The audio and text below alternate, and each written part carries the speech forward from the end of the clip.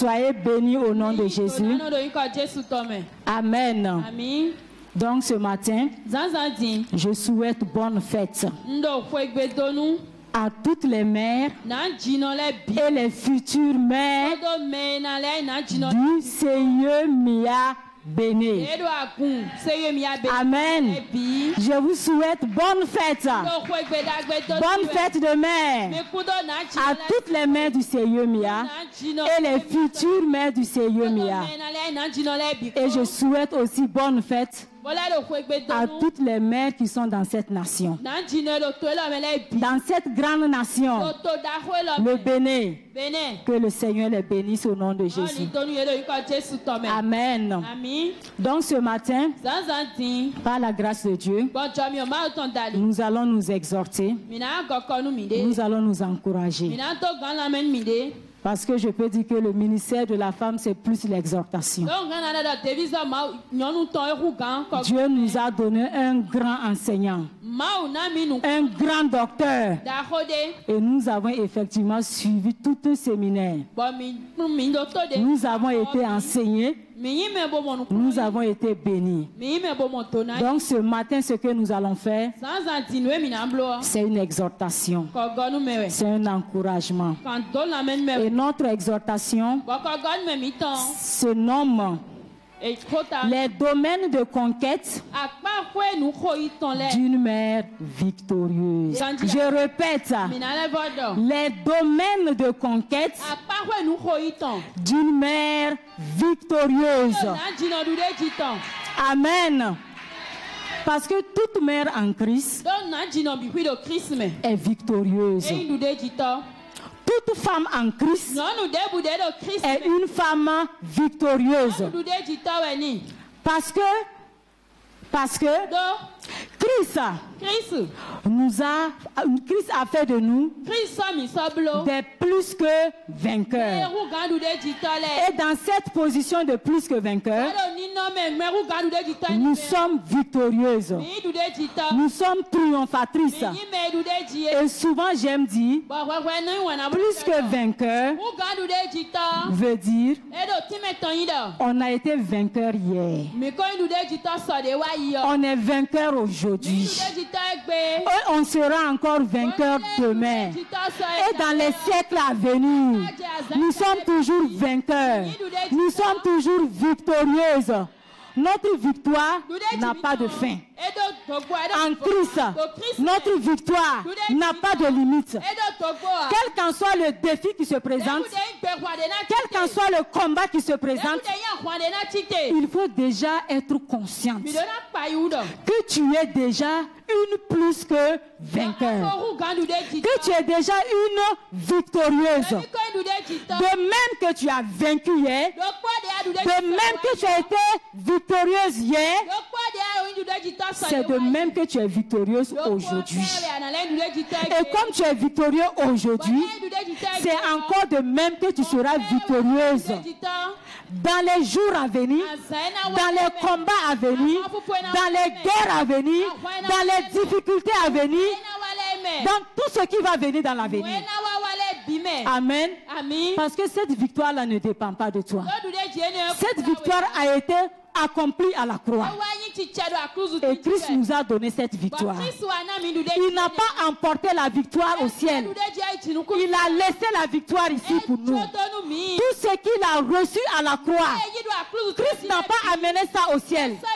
Christ a tout laissé ici pour nous. Je ne sais pas si vous saisissez la parole de Dieu. Tout ce que Christ a reçu à la croix, la guérison qu'il a reçue, la domination qu'il a reçue, il a dit que tout est accompli. Il nous a guéris à la croix. Il nous a délivrés à la croix. Il nous a bénis à la croix. Il a combattu pour nous à la croix. Et quand il a reçu tous ces trophées, il n'a pas amené ça au ciel. Il a laissé ça ici avec nous. Il a laissé tout ça avec nous. Il n'a rien apporté au ciel. Je sais qu'il y a peu de temps que nous avons suivi ce qu'on appelle CAM. Je pense que c'est un jeu de ballon. Effectivement, on a joué le jeu. Et ça s'est passé en Côte d'Ivoire. Premièrement, quand on a vaincu les Ivoiriens, les éléphants, les supporters étaient fâchés. D'autres ont cassé leur télévision. D'autres sont allés brûler même les cas des joueurs pour montrer leur mécontentement. Mais tout ce qu'ils ont fait, ça a amené les joueurs à être conscients que s'ils s'amusent avec cette victoire, le peuple est capable de mettre fin à leur vie. Donc, l'action que les supporters ont posée, ça a révolutionné les joueurs. Ils ont joué. Ils ont gagné. Ils ont gagné. Je prends ça, c'est comme un exemple pour nous dire que notre cas est différent. Quand ces joueurs ont gagné, à travers les réseaux, on les a récompensés. On les a donné la victoire.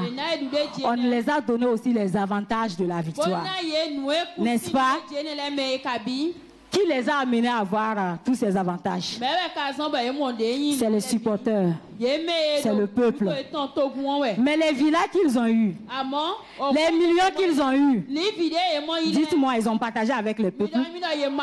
Celui qui a cassé sa télévision à cause d'eux, ils sont allés payer une télévision remboursée. Et ils ont gardé leur victoire.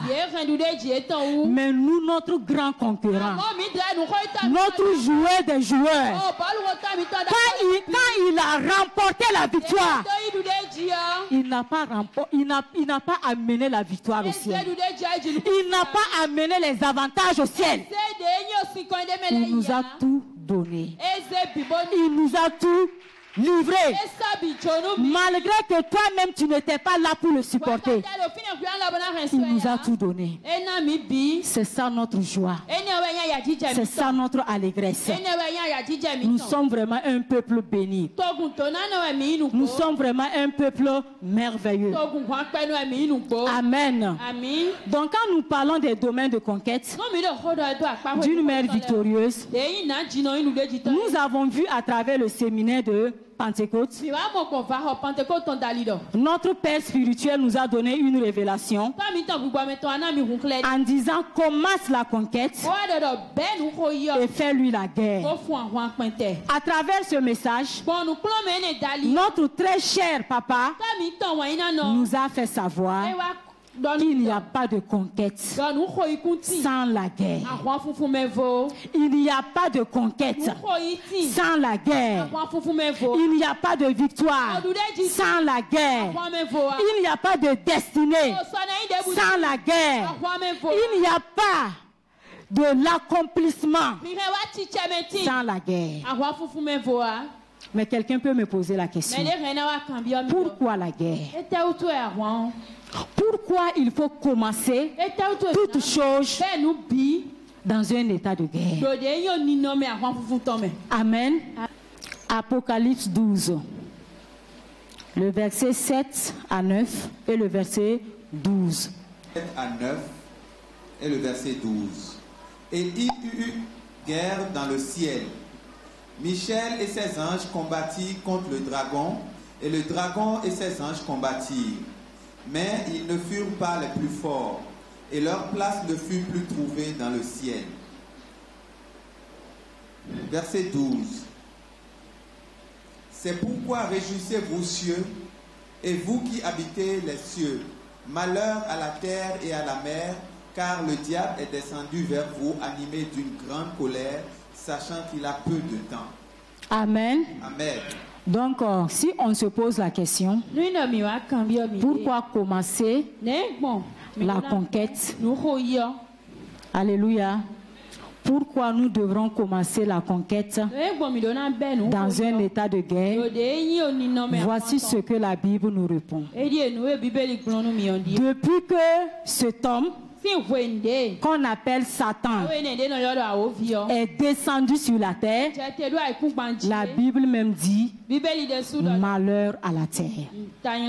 Parce que avec l'état qu'il est descendu, la Bible dit qu'il est descendu avec une grande colère.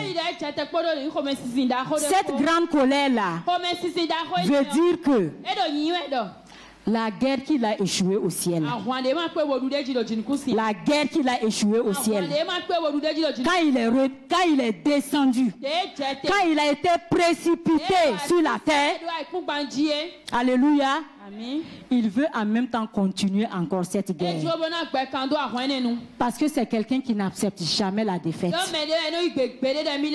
qu'il a perdu au ciel, il pense trouver ça sur la terre. C'est ce qu'on peut dire. On peut se lever comme ça pour dire je ne comprends même pas ma vie. Pourquoi tant de problèmes? Pourquoi tant de situations? Pourquoi tant de difficultés? Pourquoi tant de malheurs? Chaque jour avec ces difficultés. Je veux simplement te dire que c'est parce que ce grand dragon qu'on appelle Satan a été précipité sur la terre dans un état de colère et il veut encore poursuivre la guerre qu'il a échoué au ciel. Et je vous dis que cet homme qu'on appelle Satan, il ne connaît pas la paix. Si tu es avec lui, tu n'as pas la paix. Si tu n'es pas aussi avec lui, tu n'as pas la paix. Si tu fais bien, tu n'as pas la paix. Si tu fais mal aussi, tu n'as pas la paix. C'est pas un homme de paix. Et personne ne peut signer un traité de paix avec ce Satan. Est-ce que vous êtes d'accord avec moi? Personne ne peut signer un traité de paix parce qu'il ne connaît pas la paix et il ne peut pas donner la paix. Amen. Il ne connaît pas la paix. Il ne peut pas donner la paix. Mais celui qui l'a vaincu au ciel, je vous dis celui qui l'a vaincu au ciel, lui il est descendu encore sur la terre. Il est encore descendu sur la terre et il a encore vaincu sur la terre. Il a encore vaincu sur la terre. Il a encore réduit en néant sur la terre. Amen. Donc imaginez sa colère. Vaincu au ciel, vaincu sur la terre.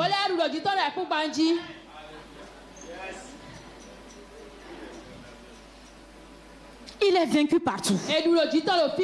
Donc nous pouvons comprendre son état de colère. Si je peux m'exprimer, nous pouvons comprendre son état de fâchement là. Son fâchement là, c'est grave. C'est grave. Il est vaincu partout. Tout ce qu'il fait est vaincu.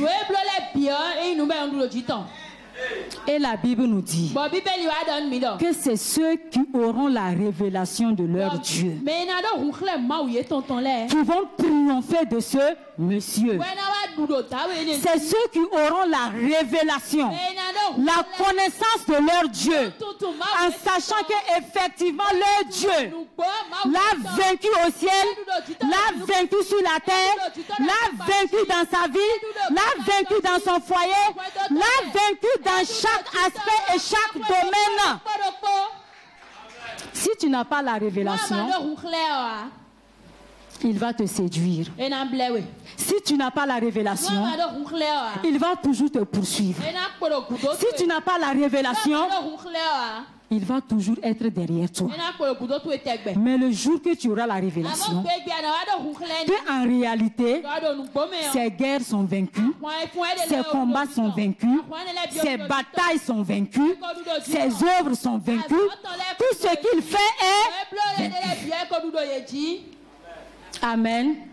Est-ce que quelqu'un peut acclamer le Seigneur? C'est le Seigneur qui a vaincu, ce n'est pas nous. Donc, commence la conquête et fais-lui la guerre. La guerre que tu es en train de faire, c'est déjà une guerre victorieuse. C'est déjà une guerre triomphatrice. Cette guerre-là, c'est déjà une guerre qui est gagnée. Amen. Amen. Donc, nous avons parlé des domaines de conquête d'une mère victorieuse. Il y a plusieurs domaines que nous devrons conquérir en tant que des mères victorieuses. Mais le premier domaine, avec le temps peut-être nous allons voir simplement un ou deux domaines. Le premier domaine, c'est la conquête concernant notre vie. La conquête concernant notre propre vie.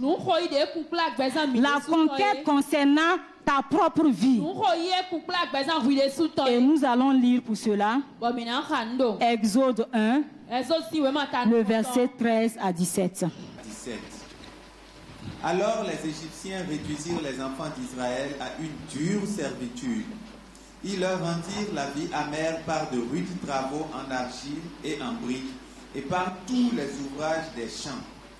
Et c'était avec cruauté qu'il leur imposait toutes ces charges. Le roi d'Égypte parla aussi aux sages-femmes des Hébreux nommées, l'une Shifra et l'autre Puya. Il leur dit, quand vous accoucherez les femmes des Hébreux, et que vous les verrez sur les sièges, si c'est un garçon, faites-le mourir. Si c'est une fille, laissez-la vivre.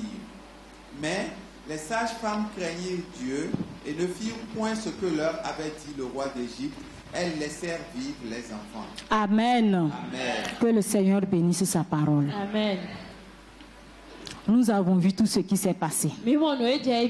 Un peuple innocent. Et nous avons vu ce que le roi d'Égypte a ordonné. Qu'on puisse charger ce peuple. Qu'on puisse faire du mal à ce peuple. Et ce peuple, ce n'est pas n'importe quel peuple. C'est un peuple de Dieu. Ce peuple te représente. Ce peuple me représente. Une vie de servitude, une vie de difficulté, une vie de guerre, une vie de combat, une vie d'opprobre, une vie d'humiliation. Telle était la vie de ce peuple. Mais ce qui m'a beaucoup touché, que je voulais simplement que nous comprenions, la parole de Dieu nous dit que les sages-femmes craignent Dieu. Donc nous pouvons dire, sur le chemin de la conquête victorieuse de la vie, la première des choses, c'est la crainte de l'Éternel. Nous devrons être des hommes et des femmes qui craignent l'Éternel. Si nous craignons l'Éternel, nous allons fuir le mal. Le mal qui est devant nous, le mal qui est couché à côté de nous, nous n'allons pas consommer le mal. Ces sages-femmes, malgré que c'est l'ordre du roi, ils n'ont pas accepté faire du mal. Ils n'ont pas accepté consommer le mal. Ils n'ont pas accepté faire mourir à cause de la crainte de Dieu qui est en nous. Si nous avons la crainte de Dieu en nous, il y a beaucoup de choses que nous pouvons éviter. Si nous avons la crainte de Dieu en nous, notre vie sera préservée aussi du mal. Parce que quand tu fuis le mal ne peut pas être vu dans ta vie. Mais un homme qui accepte et qui fait le mal, automatiquement aussi le mal sera dans la vie de cet homme. C'est pourquoi la crainte de l'Éternel nous exhorte, quel qu'en soit le domaine, quelles qu'en soient les paroles, quelles qu'en soient les difficultés, quelles qu'en soient les promesses, quelle qu'en soit la récompense, n'accepte jamais faire le mal. Parce qu'en faisant le mal, tu es en train de semer quelque chose. Tu es en train de semer un grain. Et ce grain-là va germer. Ça va pousser. Et tu vas voir les conséquences de ce grain-là dans ta vie. À travers le séminaire, notre cher Père nous a fait savoir. Samson, l'homme qui avait tout. Mais ce qu'il n'avait pas, c'était la crainte de Dieu. À cause de l'absence de la crainte de Dieu dans sa vie, Samson a livré le secret à Dalila. Et quand il a livré ce secret, automatiquement, la mort a fait son entrée dans sa vie. Et papa nous a encore donné un deuxième exemple. Il a dit le jeune prophète. Il y avait l'onction, il y avait tout. Mais l'absence de la crainte de Dieu dans la vie de ce jeune prophète, il a écouté ce que le vieux prophète a dit. Et quand il a écouté ce que le vieux prophète a dit, sa vie a été dévorée. Sa vie a été détruite.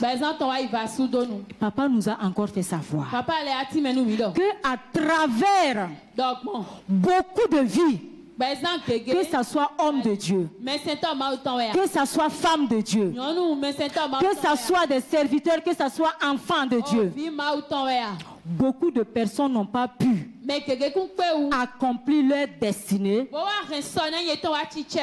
à cause de manque de crainte de Dieu dans leur vie.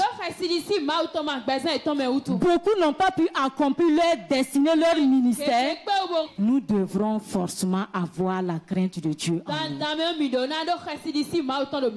Parce que c'est la crainte de l'Éternel en nous qui fait de nous des femmes sages. C'est la crainte de Dieu en nous qui va nous permettre de laisser vivre notre foyer. C'est la crainte de Dieu en nous qui va nous permettre de faire vivre notre entourage, de faire vivre tout ce que Dieu met autour de nous. Comme ces femmes avaient la crainte, ils ont laissé vivre les enfants. Donc, bien-aimés, bien-aimée mère, bien-aimée maman, laisse vivre ton foyer. Fais vivre ton foyer. Fais vivre ton époux. Fais vivre tes enfants. Fais vivre ton service. Fais vivre tout ce que Dieu t'a donné. La crainte de Dieu nous donne de laisser vivre. Chère maman, je voulais encore nous exhorter. Quand nous avons regardé Samson, il a livré le secret de sa destinée à Dalila. À qui tu livres le secret de ta destinée? À qui tu livres le secret de ton ministère? À qui tu livres le secret de ton foyer? À qui tu livres? Quand nous avons regardé le jeune prophète, il a écouté. Chère maman, qui tu écoutes plus? Qui tu écoutes plus? Qui tu demandes plus de conseils? Envers qui tu pars pour exposer tes situations et pour avoir la solution. Nous avons vu, Samson a mal fini parce qu'il n'a pas livré le secret à la bonne personne. Le prophète aussi a été dévoré parce que il n'a pas écouté la bonne personne. Il n'a pas su écouter la bonne personne. Chère maman, nous devrons faire très très attention. Nous continuons avec le verset 18, le verset 19. Et 19. Le roi d'Égypte appela les sages-femmes et leur dit: pourquoi avez-vous agi ainsi et avez-vous laissé vivre les enfants? Les sages-femmes répondirent à Pharaon: c'est que les femmes des Hébreux ne sont pas comme les Égyptiennes, Elles sont vigoureuses et elles accouchent avant l'arrivée de la sage-femme. Amen. Amen. Que Dieu bénisse sa parole. Amen. Ce que je voudrais vraiment attirer notre attention en exhortation, si la crainte de Dieu est là, nous devrons faire toujours la différence. Quelqu'un qui craint Dieu fait toujours la différence. Ce peuple, ces femmes hébreuses, elles étaient en Égypte, mais elles n'étaient pas égyptiennes. C'est comme nous aujourd'hui. Nous sommes dans le monde, mais nous ne sommes pas du monde. Il doit avoir une différence. De la même manière qu'il y avait une différence entre les Égyptiennes et les femmes hébreues, de cette même manière, on doit aussi sentir une différence entre une femme chrétienne, une mère chrétienne, que les mères du monde. La différence doit être nette. Dans tous les domaines, on doit constater cette différence. Dans chaque aspect, on doit constater cette différence. Il doit avoir une différence dans la soumission, une différence dans l'obéissance, une différence dans la manière de faire, une différence dans la manière de gérer le foyer, une différence dans la manière de gérer le panier du foyer, une différence dans la manière d'éduquer les enfants, une différence en comportement, en parole, en habillement, même en habillement, en tout. Il y avait une différence nette entre les Égyptiennes et les femmes hébreues. Est-ce que on peut constater dans cette génération-là une différence entre les femmes chrétiennes et les femmes du monde? C'est au papa de nous répondre. Est-ce que nous faisons une différence dans le foyer? La soumission. Je pense que notre grand évangéliste va nous répondre. Il y a une différence nette. Ce qui doit être normal, il doit avoir une différence nette. Ton couple doit être différent du couple de ta voisine. Ton foyer doit être différent du foyer de ton voisin. Il doit avoir une différence. Même l'éducation des enfants, comportement des enfants, il doit avoir une différence. Nous avons vu avec Anne. Anne a prié. Il a été exaucé. Quand elle a été exaucée, la Bible nous dit que quand elle a sévré l'enfant, elle est partie remettre l'enfant là à Élie. Bien aimé, quand je lis l'histoire de Anne, ça m'a bouleversée. Je me suis posé la question. À quel moment Anne a pu inculquer des valeurs dans la vie de Samuel? Et Samuel se retrouvait au milieu des enfants d'Élie, qui avait vraiment une vie de désordre. Une vie de désordre. Mais Samuel a pu résister. Il a fait la différence entre les enfants d'Élie. Mais c'est quand on a sévré l'enfant, je me suis posé la question. Si l'enfant a allaité, c'est plus, si c'est trop, c'est 3 ans. En 3 ans, l'enfant est parti. Mais l'enfant a été vainqueur. Au milieu d'un monde difficile, au milieu d'une jeunesse qui n'avait pas de vie, qui vivait dans la dissolution, qui vivait dans la dépravation, Samuel a été vainqueur. Chère maman Anne, comment tu as fait?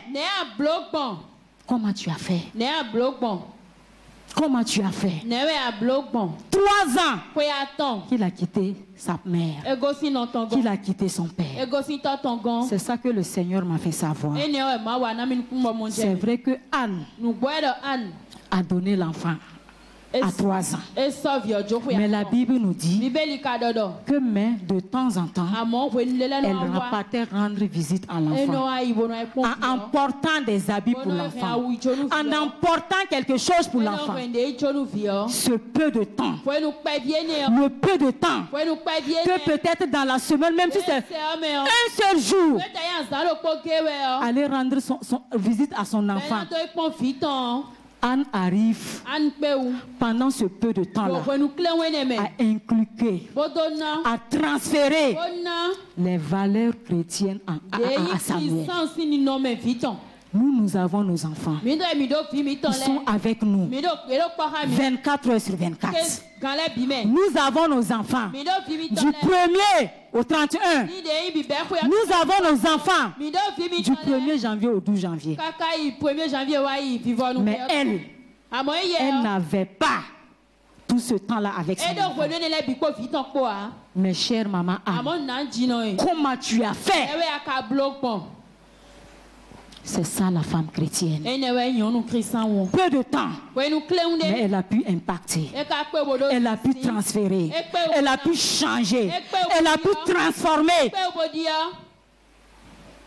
Les mauvais comportements des enfants d'Élie n'ont pas pu emporter Samuel. Leur vie de dépravation n'a pas contaminé Samuel. Ça, c'est parenthèse fermée. Amen. Ça, c'est la vie de Anne. La différence. Nous qui sommes les mères chrétiennes, on doit avoir une différence. De la même manière qu'il y avait une différence entre les femmes égyptiennes et les femmes hébreues. Que quelqu'un dit à sa voisine, j'ai l'onction de différence en moi. Je fais mes affaires différemment. Je gère mon foyer différemment. J'éduque mes enfants différemment. C'est vrai, on a déclaré. Je m'occupe de mon mari différemment. Je n'écoute pas ce qu'on dit au dehors pour venir appliquer cela chez moi. Parce que l'onction de différence est sur ma vie. L'onction de différence. Quand on dit qu'il y a une différence, c'est l'onction qui fait la différence. Vous êtes d'accord avec moi? Mais vous n'avez pas compris. Il y avait une onction dans la vie de ces femmes. Et c'est cette onction-là qui a fait d'elles des femmes différentes. Donc l'onction de la différence est sur chaque femme chrétienne et sur chaque maman chrétienne. L'onction de la différence. Anne a fait la différence.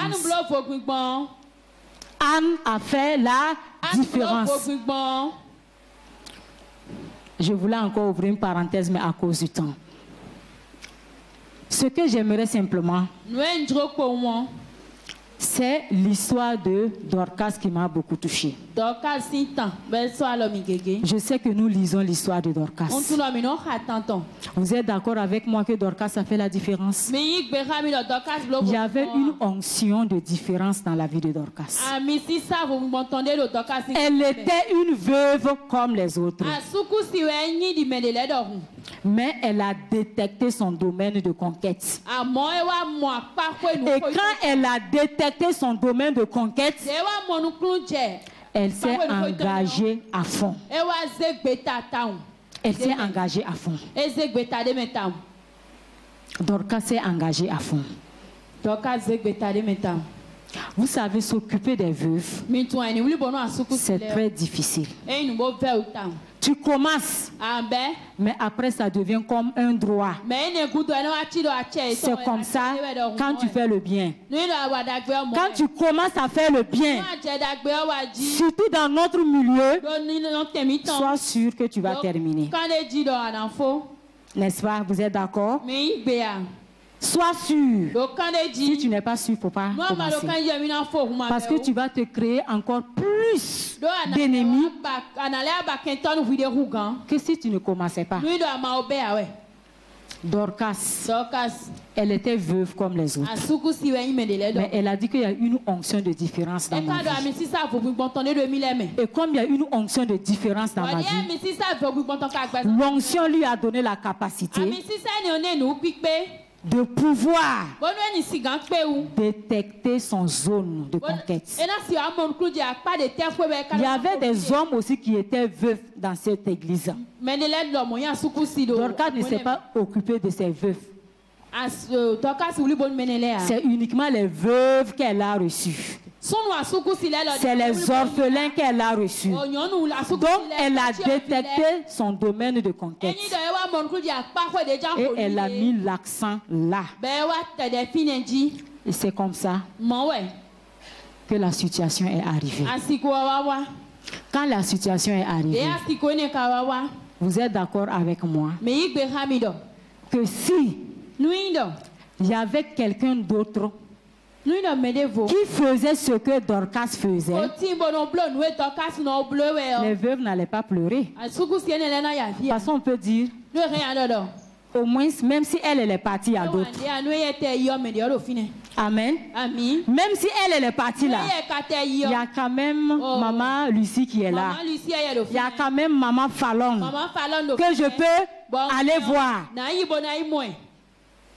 Mais Dorcas faisait l'œuvre à tel point que dans l'église là, elle était la seule à faire l'œuvre. Et quand elle est partie, les veuves ont regardé gauche à droite. Ils savent que s'ils partent vers chez Maman Fallon, avec l'ordonnance de leurs enfants, ils n'auront pas de satisfaction. Ils savent que s'ils partent vers l'évangéliste Benjamin pour aller crier de la scolarité, est-ce qu'il y aura satisfaction? Il n'y aura pas satisfaction. Et comme ils sont collés, leur dos est collé au mur. C'est ça qui les a amenés à vraiment pleurer. Ils pleuraient en disant, mais Dieu, dans toute l'église là, hormis cette femme, qui peut nous faire du bien? Qui peut faire ci? En réalité, ils pleuraient. Ils pleuraient pour leur intérêt. Donc, à cause de leur intérêt, il faut que Dorcas soit ressuscité. Parce qu'il n'y a pas une remplaçante. Vous êtes d'accord avec moi? Et effectivement, elles ont pleuré. Elles ont attaché le pain. Parce qu'il n'y avait pas quelqu'un d'autre qui pouvait faire ce que Dorcas faisait pour eux. Effectivement, Dieu sur son trône, regardez la scène. Vous savez, c'est dans les temps difficiles que le Seigneur m'a enseigné, je ne sais pas, m'a enseigné la vie de Dorcas. C'est dans mes temps difficiles. Dieu était sur son trône. Il regardait la scène. Il a dit, vous pleurez, c'est vrai. Vous faites tout, c'est vrai. Mais là où je suis le père des orphelins. Je suis la mère, je suis le père des orphelins et le mari des veuves. Effectivement, Le peuple, les femmes sont en train de pleurer. Si je retiens cette femme-là à côté de moi, qu'est-ce que je vais gagner? Qu'est-ce que je vais gagner? Vous savez que Dieu ne joue pas avec ses intérêts. Là où il y a l'intérêt de Dieu, Dieu défend toujours ses intérêts. Dieu a dit aux femmes, en réalité, moi-même, il y a mon intérêt dedans. La Bible dit que les yeux de l'Éternel parcourent la terre. Les yeux de l'Éternel ont parcouru toute l'église. Il n'y avait pas une remplaçante. Il n'y avait pas quelqu'un qui pouvait prendre le relais. C'est comme ça que son bras lui est venu en aide. Et quand son bras lui est venu en aide, il dit, Dorcas, tu ressuscites. Dorcas, tu reviens. Dorcas, tu dois revivre. L'onction de la différence. Je vais demander à quelqu'un. Ce que tu fais, fais le bien. Fais en sorte que, sans toi là, personne ne peut faire ça. Fais en sorte que tu sois unique à faire la chose. N'accepte pas le découragement. Même si on ne te dit pas merci. Peut-être que les veuves ne disaient même pas merci à Dorcas. Mais quand ils étaient devant la réalité, le merci qu'ils devraient dire depuis des années là, ça s'est concentré en même temps. Et Dorcas est revenu à la vie. Si tu es dans un département, quel qu'en soit le domaine que tu es, sois unique. Fais les choses différemment. Ne regarde pas quelqu'un pour faire. Fais la différence. Même si tu chantes, ne regarde pas que maintenant la voici tel chant qui marche. Non, ta récompense n'est pas là-bas. C'est dans la différence qu'il y a la récompense. C'est dans la différence qu'il y a la couronne. Je ferme la parenthèse. Amen. L'onction de la différence. Anne a fait la différence. Dorcas a fait la différence. Et je sais qu'il y a une femme qui va faire aussi la différence ce matin. Amen. Les femmes hébreuses étaient vigoureuses. Que quelqu'un dit avec moi la vigueur. La vigueur. Malgré tous les charges, malgré toutes les difficultés, malgré la cruauté, malgré la servitude que Pharaon les avait chargées, elles étaient toujours vigoureuses. Toujours vigoureuses. Malgré les difficultés, malgré les épreuves, reste toujours vigoureuse. Tu es une femme vigoureuse. Déclare toi-même, je suis une femme vigoureuse. Faut dire que je suis une femme vigoureuse. Je ne suis pas une femme faible. Je suis une femme vigoureuse. Quelles qu'en soient les épreuves, je reste vigoureuse. Quelles qu'en soient les difficultés, je reste vigoureuse.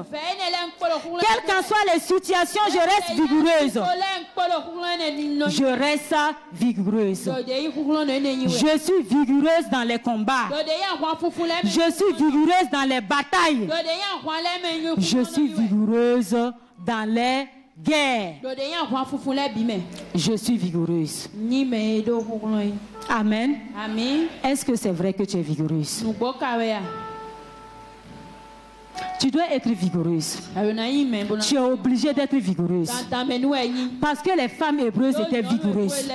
Même si tu as plusieurs enfants, tu dois être vigoureuse. La vigueur compte dans le combat. La vigueur compte dans les situations et dans les problèmes. C'est pourquoi, bien aimé, nous allons faire une prière. Cette prière-là, Tu vas dire ce matin, les femmes hébreues sont vigoureuses. Je déclare que je suis vigoureuse. Je refuse toute paresse spirituelle dans ma vie. Je refuse toute faiblesse spirituelle dans ma vie. Je refuse. Et je déclare que je suis vigoureuse. Je déclare que j'ai la force. Je déclare que ma vie d'intercession a la force. Je déclare que ma vie de prière a la force. Je suis vigoureuse dans tous les domaines. Je suis vigoureuse dans tout ce que je fais. Bien-aimé, élève ta voix et déclare.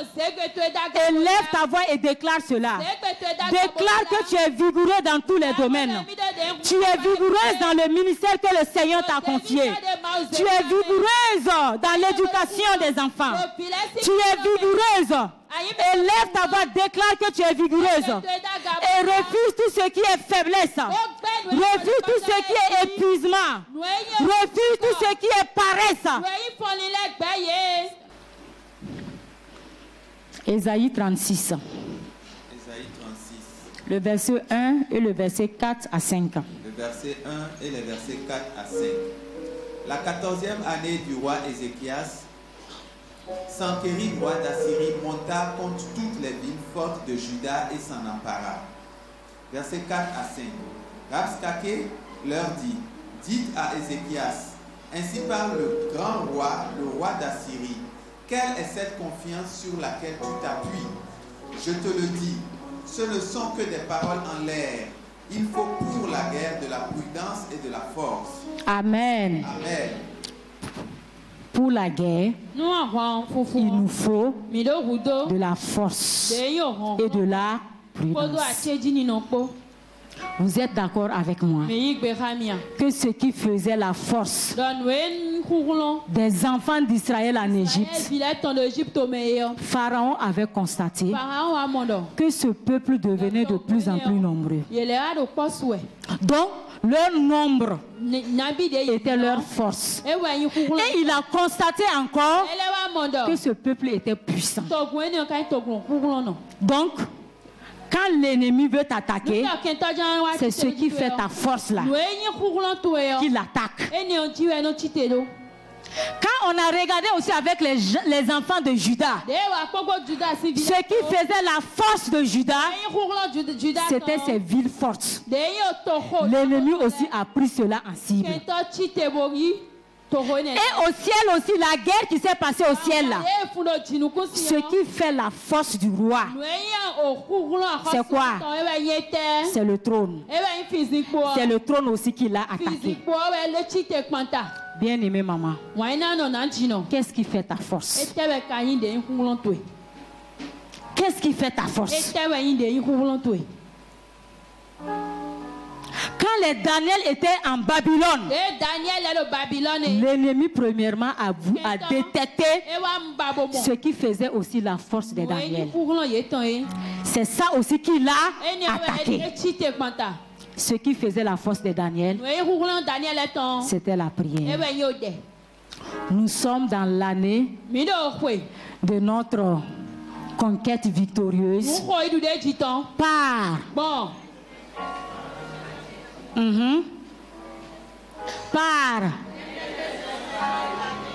Donc, qu'est-ce qui donne la conquête victorieuse? Qu'est-ce qui donne la conquête victorieuse? Donc, qu'est-ce que l'ennemi aussi veut attaquer?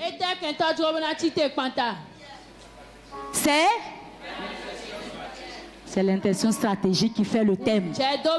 On a dit la conquête victorieuse là, c'est lié par l'intercession. Est-ce que ta vie d'intercession n'est pas attaquée? Est-ce que l'autel de la prière dans le foyer n'est pas attaqué? C'est ce qui fait la force que l'ennemi attaque. C'est ce qui fait ta force que l'ennemi attaque. Toute conquête est prête, si je peux m'exprimer ainsi. Parce que Christ a dit, tout est accompli. Maintenant, dans tout est accompli là, c'est à travers l'intercession stratégique que tu vas commencer maintenant à voir l'accomplissement de toutes choses. L'année 2024, c'est qu'il doit te rendre ministère. L'année 2024, c'est que les meilleures productions là, il doit te rendre. Les meilleures bénédictions, c'est pour toi. Les meilleurs marchés, c'est pour toi. Mais il faut déclencher cela par la prière. Demande à quelqu'un. Est-ce que ta vie de prière, ça va? Est-ce que ta vie de prière a de la force? Est-ce que ta vie de prière a de vigueur? Est-ce que ta vie de prière a de zèle? Est-ce que ta vie de prière est enflammée? Nous allons nous tenir debout. Nous sommes là depuis du 1er janvier. Nous sommes au 5e mois. On ne fait que dire conquête victorieuse, conquête victorieuse. Mais il n'y a pas conquête victorieuse sans... Il n'y a pas conquête victorieuse sans la...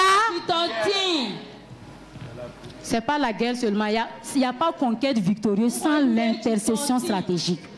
C'est dans l'intercession que le Seigneur va te révéler les stratégies. C'est dans l'intercession que le Seigneur va te révéler comment te marier. C'est dans l'intercession que le Seigneur va te révéler comment gagner cette bataille, comment gagner cette guerre, comment gagner ce combat. C'est à travers l'intercession. C'est pourquoi tu vas élever ta voix. Ce roi a dit, pour la guerre, il faut la force et la prudence. Et nous sommes conscientes aujourd'hui. Nous allons dire à Dieu, je suis consciente ce jour-là, ce grand jour-là, que ma vie de prière n'a pas de force, que ma vie de prière n'est pas enflammée, que ma vie de prière n'est pas efficace. Je crie à toi en ce grand jour. Comme tu as dit que celui qui a soif, Seigneur, j'ai soif, j'ai soif de la force dans ma vie de prière. J'ai soif de voir la flamme, ma vie de prière enflammée. J'ai soif de voir ma vie de prière zélée. Oh bien-aimé, élève ta voix et crie à Dieu ce matin. Élève ta voix et crie à Dieu ce matin. Élève ta voix, demande au Seigneur. C'est lui qui donne la force à celui qui est fatigué. C'est lui qui donne la force à celui qui est fatigué. C'est lui qui donne la force à celui qui tombe en défaillance. Même si ta vie d'intercession est tombée en défaillance, même si l'autel de prière dans ta maison est renversé, le Seigneur te donne la force de rebâtir. Le Seigneur te donne la force de relever cet autel. Comme Élie a relevé l'autel, comme Élie a rebâti l'autel. Bien-aimé, élève ta voix.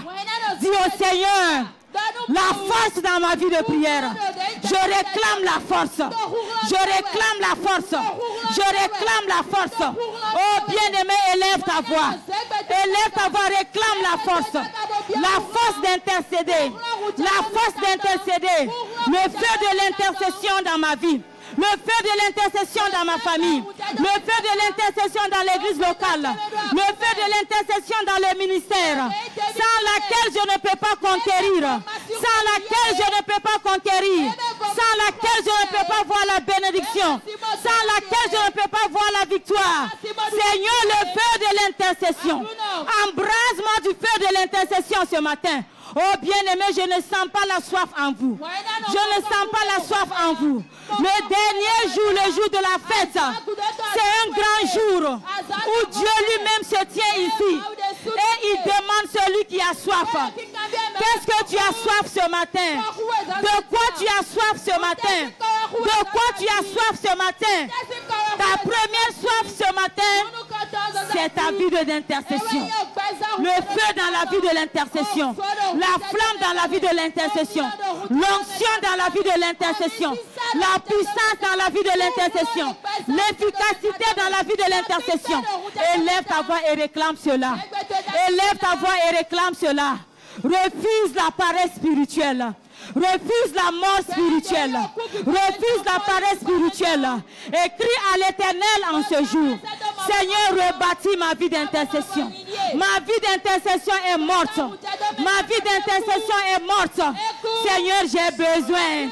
Seigneur, j'ai besoin que ma vie d'intercession soit ressuscitée. Que ma vie d'intercession soit ressuscitée. Que ma vie de prière soit ressuscitée. Que l'autel de la prière soit rebâti.